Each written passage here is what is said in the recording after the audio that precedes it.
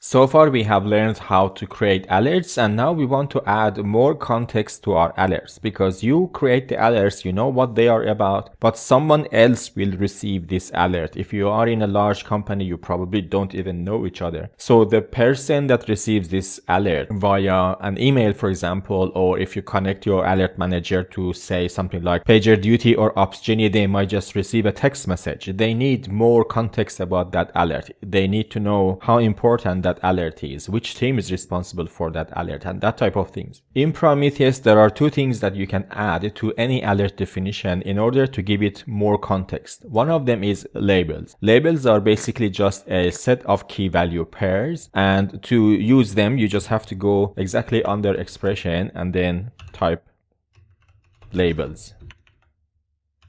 If you have for statement, also you can have that as well, something like this. And for the labels, you just add 2 spaces and then you just add key value pairs. For example, we can say team and then team alpha. Team in here is not a keyword, it's just an arbitrary text, a name I'm using, it's just a key. For example, you can also have severity of this error or alert, not necessarily an error. For example, we can say critical. And you can also add description for this, and to add description you can add a short description and a long description, and together they are called annotations.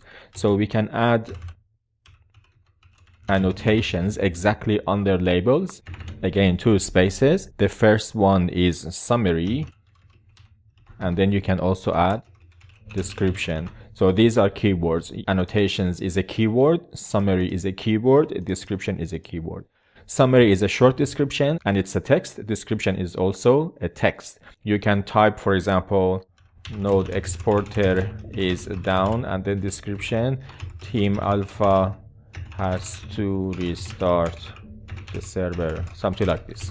And when the alert fires, you will get this in your alert. Something that you can do when you create alerts, you can use templates. There are 2 templates that you can use in your alerts, which are value and labels. So let me show you what labels are first. So in Prometheus, if I go to targets, we will see that in here there is a column called labels, and it has attributes such as instance, job, and that kind of things. So in Prometheus, every object or every entity has a labels attribute attached to it, and you can always access that labels. In the alert definition, also you can access labels. If you want to print every label on the screen or in your alert message, what you can do is just to use labels as it is. Or if you want to use a specific property, you can separate it with a dot.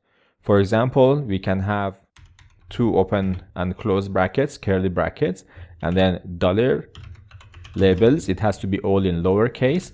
And if you want to use, for example, instance, you just put it after dot, and make sure that you wrap it in quotation marks, because in YAML, bracket means something else. It won't be evaluated as a template. If you want to print all the labels, as I said, you can just type labels. For example, dollar labels. Also, if you want to know that your alert expression, when it was evaluated, what value it had, there is a keyword called value. You can use that as well. For example, we can say value,